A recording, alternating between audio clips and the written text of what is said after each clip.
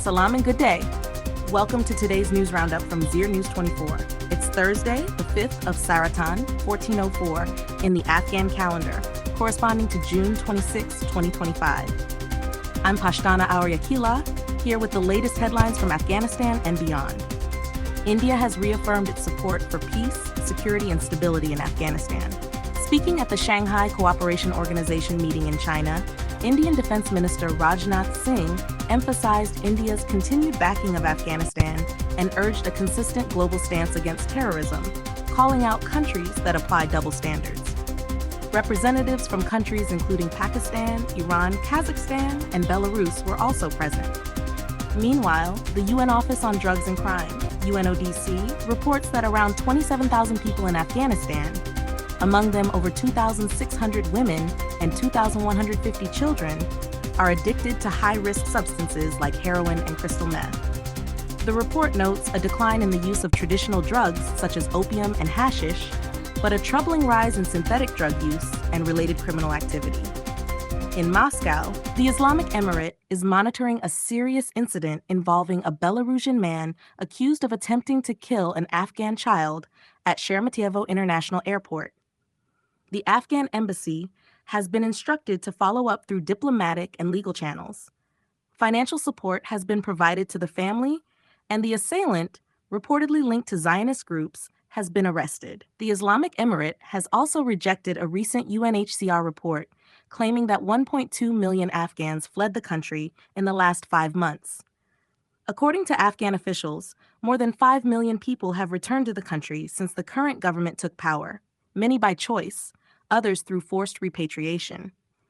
They've called on international organizations to avoid spreading misinformation. In Herat, local authorities report a sharp increase in refugee returns from Iran. Over 30,000 Afghans crossed back into the country in a single day, many fleeing regional instability following the conflict between Iran and Israel. Around 10,000 people are now returning daily through Islam Kala. Finally, Afghanistan's power utility company says that the Naglu, Sarobi, and Mahipar hydropower plants generated over 65,000 megawatt-hours of electricity last month. Effective water management has kept production steady despite low rainfall, though many Kabul residents continue to report outages and limited access. That wraps up today's domestic headlines. Stay informed by following us on Facebook, Instagram, and YouTube at Zeer News 24. Stay tuned. Coming up, international news. Let me know if you'd like the international segment now.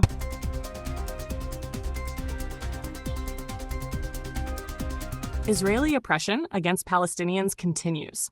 In areas east of Ramallah, where Israeli settlers have forcibly taken over local Palestinian homes and lands, 3 Palestinians were shot dead and 7 others wounded. The village of Kafr Malik near eastern Ramallah came under attack by Israeli settlers.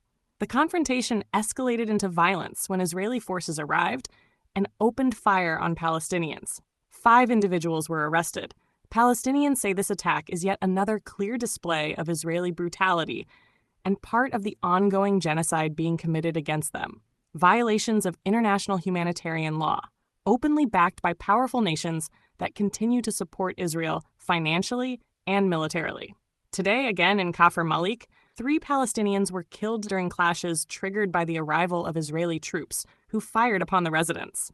According to Palestinian officials, consider this incident a blatant example of Israeli government terror. Trump ending Iran's nuclear program was necessary. Trump responded to a leaked Pentagon report saying the U.S. strike only delayed Iran's nuclear program for a few months. He called the report incomplete and argued that Iran's capabilities should have been fully dismantled to remove the threat. Speaking at the NATO summit in The Hague, Trump compared the attack to historic moments like the bombings of Hiroshima and Nagasaki, saying the U.S. acted for global security, even if some reports now attempt to downplay the operation's impact. NATO commits to increasing defense spending. At the NATO summit in The Hague, member states pledged to raise defense spending by up to 5% by 2035. The commitment will be reevaluated in 2029, taking into account Russian threats and advancements. Trump, who has long pushed for increased contributions, called it a personal achievement. UK Prime Minister Keir Starmer also announced that Britain will boost its defense budget by 4.1% by 2027. Trump suggests possible aid to Ukraine, urges Putin to end war. At the NATO summit, Trump met with Ukrainian President Volodymyr Zelensky for 50 minutes and said that the U.S. may provide Patriot missile defense systems to Ukraine. Zelensky described the meeting as important, focused on peace, ceasefire, and protecting civilians. Trump said he wants to speak with Putin soon and urged him to end the war, now in its third year. The summit reaffirmed plans to raise defense budgets by 5% of GDP among member nations by 2035. Ecuador captures notorious criminal Fito. Ecuador has arrested Jose Adolfo Macias, known as Fito, the notorious leader of the Los Choneros gang. He's wanted for drug and arms trafficking and linked to dozens of murders. Fito escaped from prison in 2024 while serving time for narcotics and homicide charges. President Noboa announced that he will be extradited to the U.S. and that the government had placed a $1 million bounty on him, mobilizing thousands of troops to track him down. And now we turn to the world of sports. Afghanistan's futsal national team set to face Myanmar and Maldives. Afghanistan's national futsal team is scheduled to compete in the qualifying round of the 2026 AFC Futsal Asian Cup. Placed in Group H, they will face Myanmar and the Maldives. The matches are expected to kick off in September. Futsal tournament concludes in Ghazni. A local futsal competition in Ghazni, held at the Islamic Culture Gymnasium, wrapped up with 6 teams participating. In the final, Team Khorasan faced off against Team 7 Stars and secured victory with a score of 4-2. Athletics event held in Daikundi's Ashtralai district.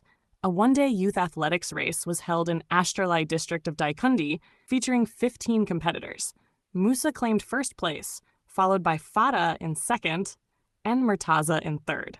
That wraps up today's news bulletin. Follow us on Facebook, Instagram, X, formerly Twitter, and YouTube at Zeer News 24.